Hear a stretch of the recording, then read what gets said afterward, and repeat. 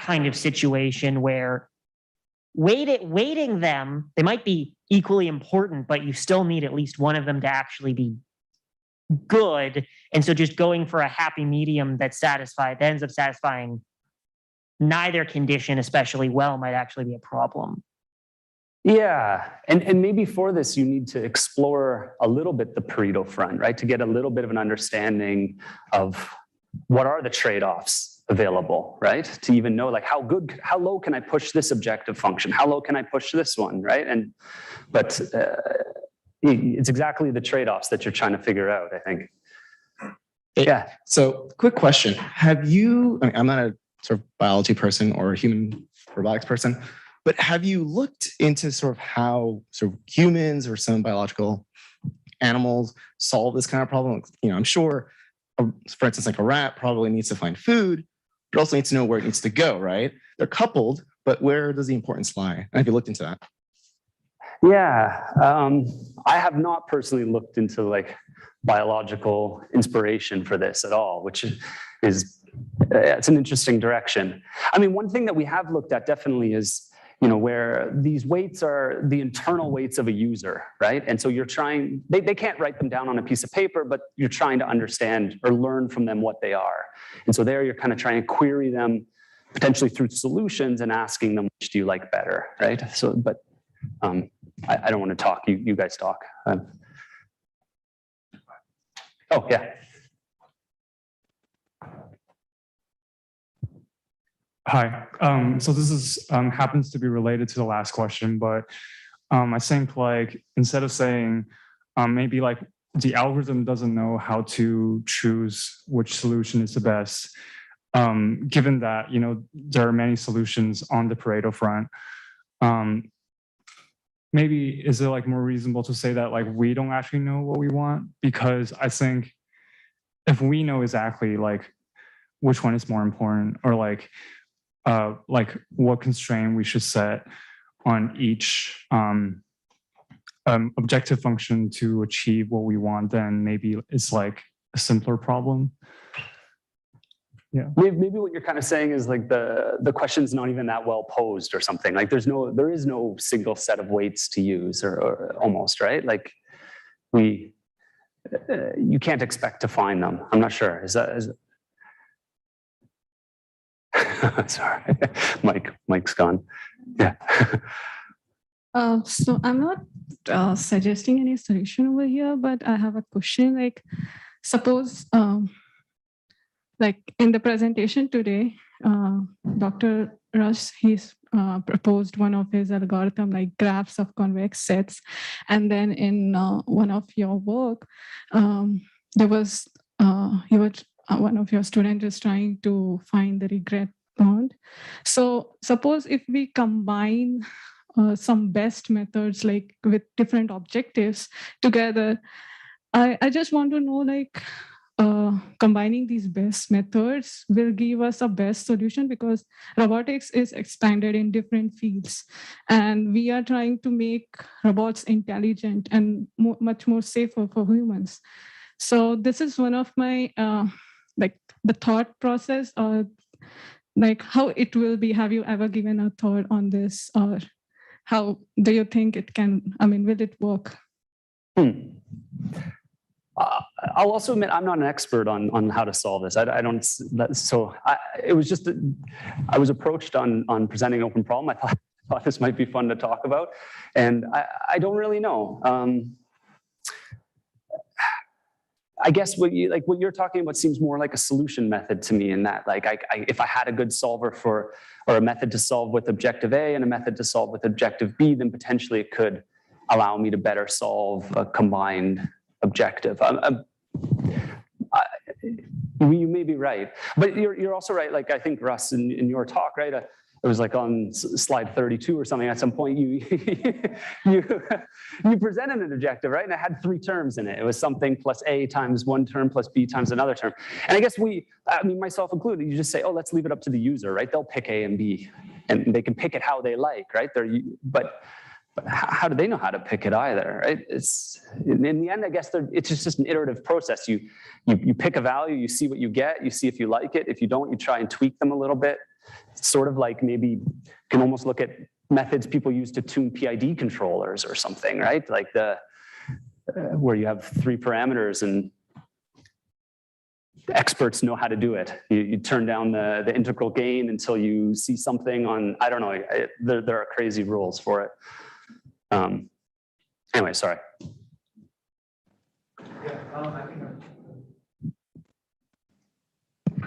Yeah, so I guess this also kind of follows in similar thread to what other questions have already posed, but I'm just kind of wondering maybe what other people would think, like the nested optimization approach here is kind of fundamentally different from like the linear scalarization.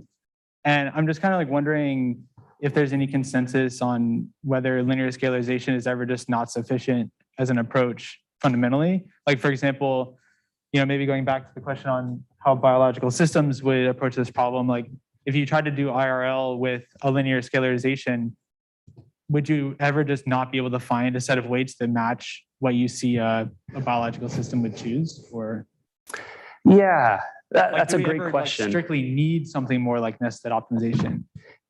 Yeah, I mean, I don't actually know. I mean, I'm saying this over and over again. I don't really know the answer to that, but I think that's an excellent question, right? It's like, what are some good examples where linear scalarization is kind of not enough? Maybe Dorsa knows more. I don't know. Maybe not. Just we use this model like a weighted sum of features a lot, right? And it's sort of convenient, it's clean, right? And then. For specific context, like if you find that you can't fit weights to a certain set, does that just mean your features are wrong, or like is there something more like it goes beyond how to set up the problem? Yeah.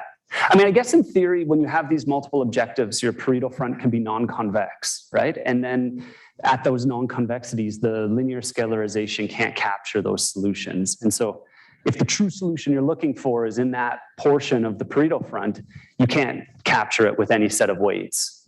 That's my understanding. But I don't know how often that occurs, right? That like, or a good example where that's a true limitation. Okay, so this open problem, we have time for 3 more questions. There's 2 mics already out in the audience, and we have an online question. So I'm going to ask the online question, and then we'll do the 2 mics that are still out there, and that will conclude our first open problem. It's been a great kind of discussion so far. So the person online, who is it online? Dale McConaughey. Apologies for mispronouncing name possibly. So, kind of a point of suggestion or adding more to the conversation. It's possible that, you know, it may only be necessary to satisfy some subset of the constraints. You need certain things to happen, but maybe you can trade meeting one constraint for meeting some completely different constraint. Say that last part. I just missed the. You can like you need at least some higher level logic. Sorry. There could be an alternative problem formulation where the higher level logic of the problem dictates that you must meet either one constraint or some other constraint, or potentially a generalization of that where you have to meet a certain number of different constraints subject to some higher logical process. Yeah, that's interesting. Yeah, I'm not sure. I see what you're saying. Maybe like you instead you pose them as some number of constraints, and you say I need to satisfy at least k of them, or something like that, right? I don't know if that helps or just made our lives even harder. You know, but it's an interesting idea. Yeah. Just put them as the objective. Just then you satisfy as many as you can. Right. Okay, where are my mics in the audience? Who has a mic currently? Kostas. I suppose in the domain you're working on, aren't people trying nonlinear ways of combining features? You know, try to learn a network over some features, and why a linear combination of weights? Honestly, yeah. I think I was wondering if when someone was going to say that. I think that's right. You know, there's no need to do any of the things I listed. I think this is the one that if I just think of papers I read or review or that's the one I see most frequently, right? But I guess the idea maybe in this is that the individual functions are a little bit simpler in some sense, right? Like they might be path length or something that's convex. And then if instead you try to combine them into this massive nonlinear function, you haven't made things any easier. But I don't know if that's right or not. For sure, I think that's right. Yeah, there's not always going to be. I don't think my internal representation of how I evaluate food is like a weighted sum. Maybe it is. I don't really know. Okay, time for one quick last question, and next question usher, please start getting set up. Yes. So it's just a thought or an observation. I think that we're experiencing a challenge here because maybe the tool that we're trying to use doesn't fit the problem. So we're trying to use optimization to determine preference between when the units are different, right? So maybe just optimization is not the right tool for that. And I've just been like thinking not too much about it, but maybe instead of optimization, we should go for something like satisficing. Because you mentioned, for example, an experiment with humans that you present them a solution, you ask them, is it good for you? This is more of a satisfying question. Does it feel good for you? Does it satisfy what the objective that you want to pursue? And I think that intuitively, this would be a more suitable to this problem that we're trying to solve. It's just a thought. Yeah. No, thank you. Yeah. Well, thank you, everyone. Appreciate it. Thanks, everybody. Thank you. Thank you. Okay, our next question poser for the open problem section is Elon Ramon. And we're going to follow basically the same format, except for he is going to use the board, I think, or maybe just not the board at all.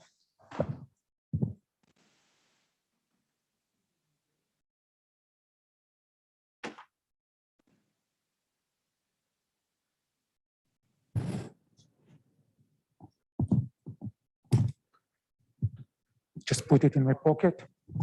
Thank you.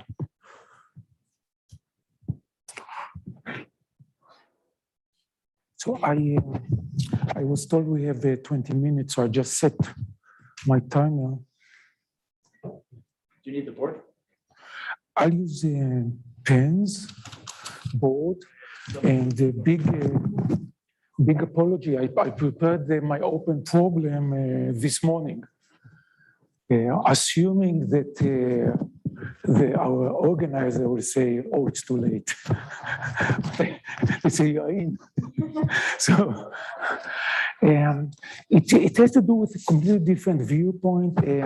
Robot inverse kinematics. Are you all familiar with the inverse kinematics problem in teaching robotics courses? So the robot gripper has a fixed position and orientation, and you have to solve for all the joint values that realize this position and orientation of the gripper.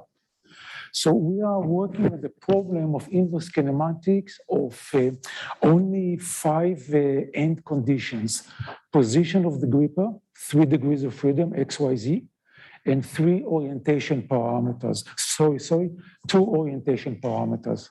So our inverse kinematics problem, we have only 5 conditions.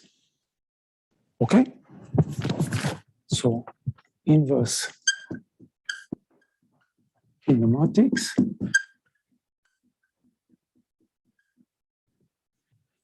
3 positions, 2 orientations, practical examples. Excuse for my terrible spidery writing. Grasping objects which have a circular symmetry, like water bottles. So we don't care about the orientation of the gripper, about the axial symmetry. We just want to have 2 degrees of freedom of orientation and 3 positions. So in the schematics, we have 5 end conditions. Therefore, our